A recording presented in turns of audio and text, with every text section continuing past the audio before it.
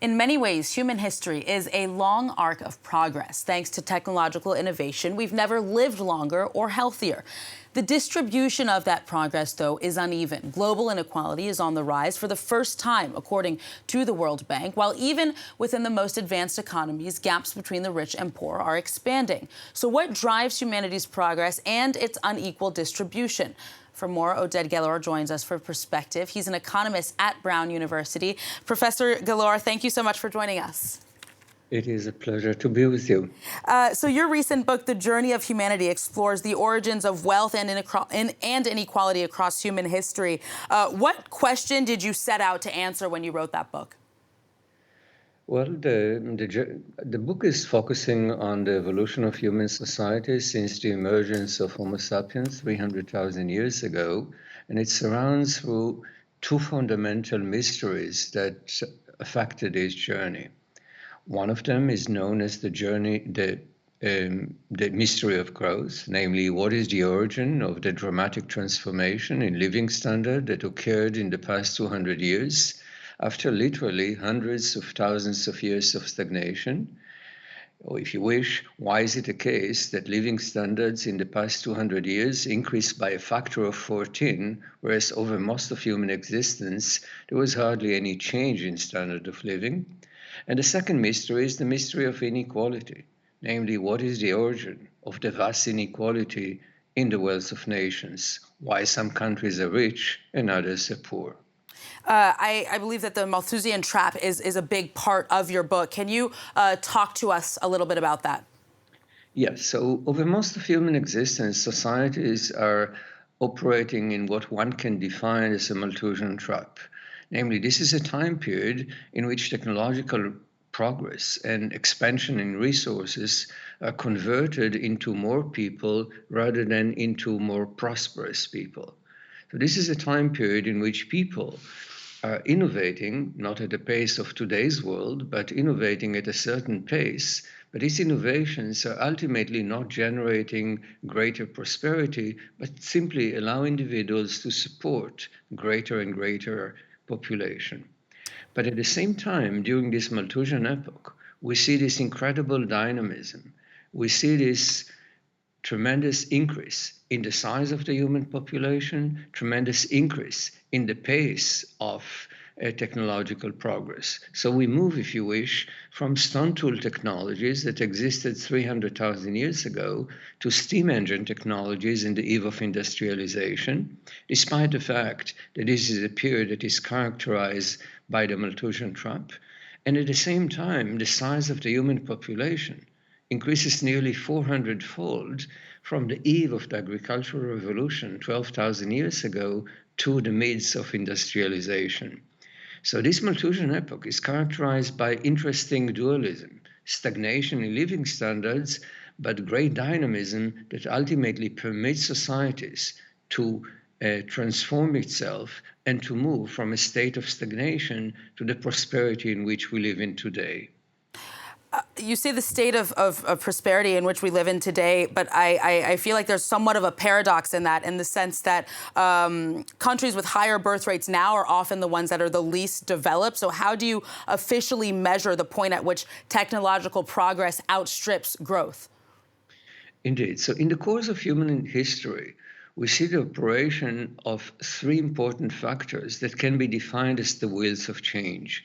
This is technological progress, the size of the human population, and the adaptation of the human population to the technological environment. And in the course of human history, these wheels of change are reinforcing one another. Technological progress accelerates over time. The size of the human population becomes larger. As a result of it, humanity has more potential innovators.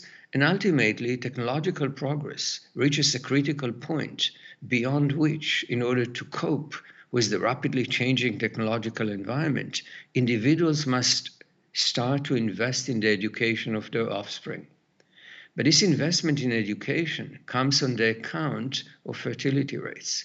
Individuals are able to invest in the education of their children only if they reduce the number of children.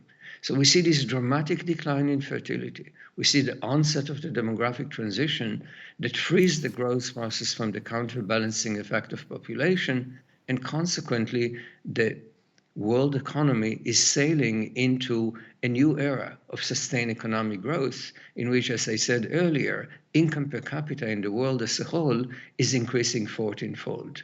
But importantly, as you suggested, the timing of the takeoff from stagnation to growth is not identical across the globe.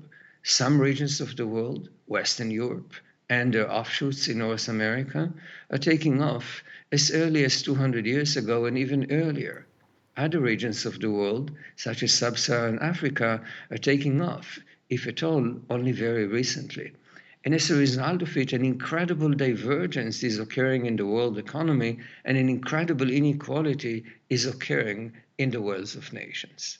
So you talked a little bit about education there, but if I understand correctly, again, I see in your writing that you've drawn a link between factors like history or culture and development, but history is never going to change. So at what point do you draw the line in order to avoid relegating entire populations to a form of historical determinism?